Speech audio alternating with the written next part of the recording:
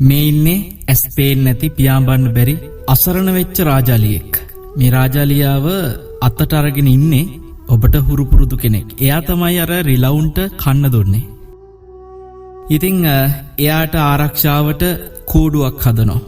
ආහාර දීලා එයාව අවශ්‍ය විදියට පෝෂණය කරන්න මේ තරුණයාට හිතක් ඇවිල්ලා. මිනිස්සෙගේ හිතේ කරුණාවක ගුණේ දකින්න බැරි සමහරුන්ට රිලවුන්ගේ වීඩියෝ එක දැකලා කියන්න හිතුණා ඔය ඉන්දියන් කාරයෝ කොහොමත් හනුමා නිසා රිලවුන්ට වඳුරන්ට සලකනවා කියලා. සමහරු කෝ ඒක එයාගේ බාරයක් ඔප්පු කරනවා කියලා. නෑ. මෙයා 365 දවසෙම කාට හරි කරුණාවෙන් උදව් කරනවා. ඒක එයාගේ පුරුද්දක්. මේ බලන්න. මේ යාට හිතෙනවා පාරේ දකින මෙන්න මේ බලු පැටියා සහ ඒ බලු පැටියත් එක්ක එකට ඉන්න තව බලු පැටව ටිකක් එක්කගෙන යනවා දෙමව්පියෝ නැතුව තනි වෙච්ච පැටව ටිකක් කියලා හිතලා ඒගොල්ලන්ට කූඩුවක් හදලා දෙන්න. දැන් පේනවා ඇති ඔබට රිලවද බල්ලද රාජාලියද සතාදාල නැහැ කරුණාවන්ත මිනිසයාට.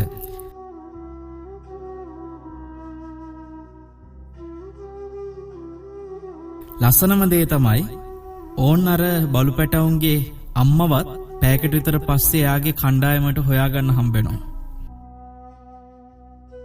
ඊළඟට මේ තරුණයාට සමහරු කියලා තිබුණා සත්තුන්ට උදව් කර ඉන්න එකේ කන්න නැති අහිංසක ළමයි ඉන්න ඔය ළමයින්ට උදව් කළොත් නරකද කියලා. ඔය කියන අය නම් මන් දන්නේ කරනවද කියලා. හැබැයි මේ කරුණාවන්ත මිනිස්සු කරනවා නම් කොහොමත් කාටත් උදව් කරනවා.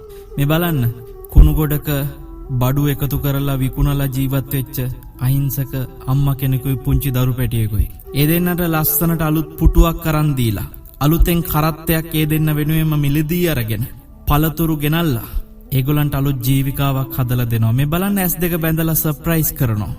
ඉතින් මේ ජීවිකාව ආයේ දෙන්නට කුණු ගොඩවල් වල ඇවිද ඉන්න අවශ්‍ය නැති ජීවිතේම දවසින් දවස දියුණු වෙන්න පුළුවන් වැඩපිළිවෙලක් ස්ථිරසාර විසඳුමක් හදලා දීලා ඒ කරුණාවන්ත තරුණයා එයාගේ ජීවිතේ ආලෝකමත් කරා.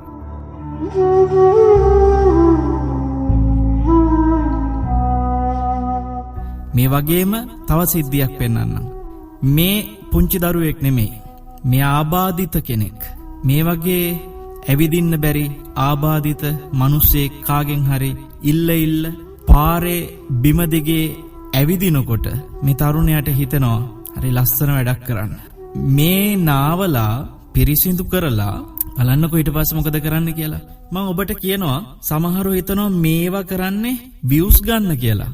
දුෂ්ටකම්, කුඩුකේඩුකම් එක එක්කෙනාට බැන ඉන්න ඒවට views යන එකේ කරුණාවන්තව මිනිසෙකුට උදව් කරන එකට views යන එකට ලෝභ වෙන්න එපා. ඒ views තව මිනිස්සෙගේ ජීවිතේට යහපතක් හදනවා. බලන්න මේ ආබාධිතව හිටපු කෙනාට හරි අපූරු ගමන් යන්න ආයි බඩ ගන්න දෙයක් නැහැ. අස්සනට බයිසිකල් එකක් හම්බෙලා වතුර බෝතල් විවිධ කඩල වර්ග විකුණන්න එයාටම දැන් එයාගෙම කඩයක් හම්බෙලා. එයාට ඕන තැනකට ගිහිල්ලා ඒ කඩෙන් තමන්ගේ ජීවිතේ ජීවත් කරවන්න කාටවත් අතපාන්න නැතුව ජීවත් වෙන්න එයාට අවශ්‍ය පරිසරය හදලා දෙනවා මේ කරුණාවන්ත මිනිස්සු. යහපත් මිනිසෙකගේ ගුණයක් දකින්න පුළුවන් තවත් යහපත් මිනිසෙක්ට විතරයි. මේවා දකිද්දී අඩුපාඩු පේන්නේ, දොස් පේන්නේ, හිතවල දොස් අඩුපාඩු තියෙන මිනිසුන්ට විතරයි.